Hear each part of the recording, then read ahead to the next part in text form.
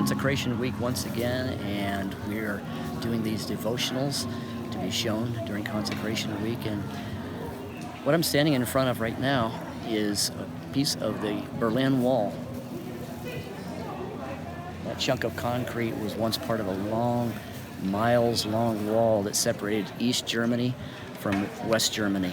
And for those of you who know your history, East Germany was part of the communist bloc of countries where people did not have freedom.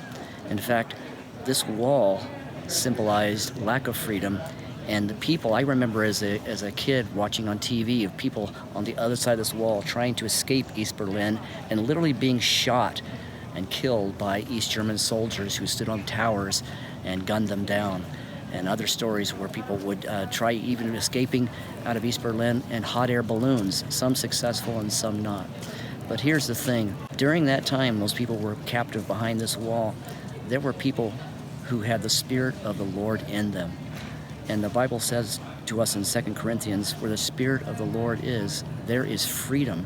So in many cases, those people that were on the other side of this wall, they were more free in spirit than the people that were on the west side of the wall who didn't know the Lord.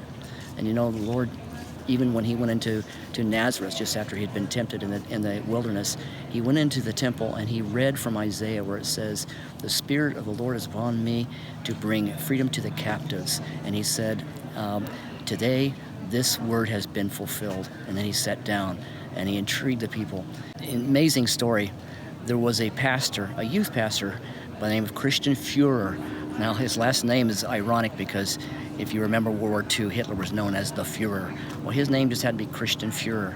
And he started a prayer meeting on the east side of this wall in churches in Eastern Germany. And hundreds of people would gather in churches in Eastern Germany and pray for peace and for the end of this authoritarian rule and this lack of freedom. They would pray every week, and hundreds would gather. In fact, on October the 9th, during one of those meetings, some Communist Party leaders infiltrated the prayer meeting, hoping to find that the Germans that were meeting there were planning an insurrection. And what they found was they weren't doing that. They were praying and they were seeking the Lord.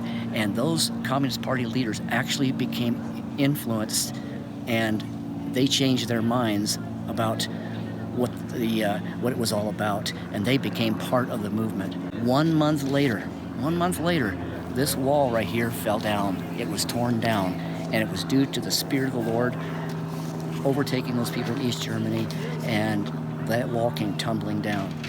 But you know, I'm not just talking about the physical incarceration behind a wall.